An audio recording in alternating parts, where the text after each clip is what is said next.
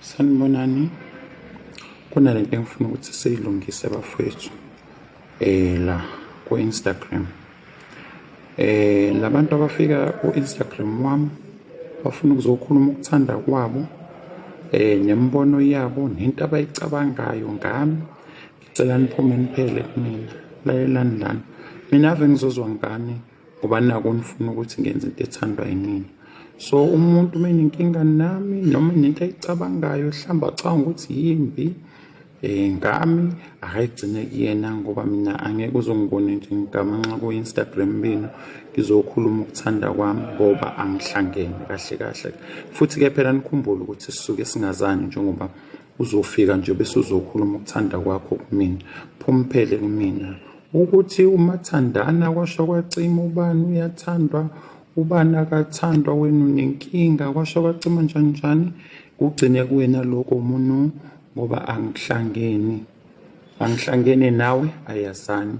Lo mbono wakho whatever onakho akugcine esifubeni akukushise uhambe uyokhuluma nobhululu wakho uphuma uphele kumina. Ngazongibangela isicefe mina ku-Instagram.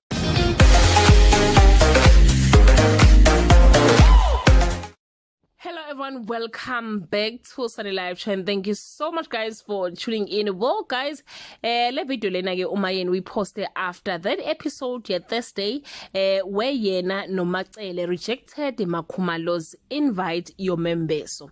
As much as abantu abaningi ke bemthanda uMayeni, but most were disappointed by her evil behavior and they went straight to her Instagram to attack her ngalento eyenzekile episode. Truly speaking guys, uMayeni was just being herself for doing what makes her happy.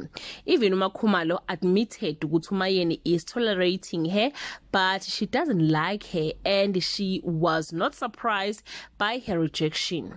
Mayeni is asking abantu ukuthi abaphume kuye, forgetting ukuthi ke ifamily yakamseleko public news or public figure. Whatever she says won't stop people from talking about it as long as they are still on their screen ezindlini zawo, because guys siyababuka ku-TV and we comment from what we see in our television.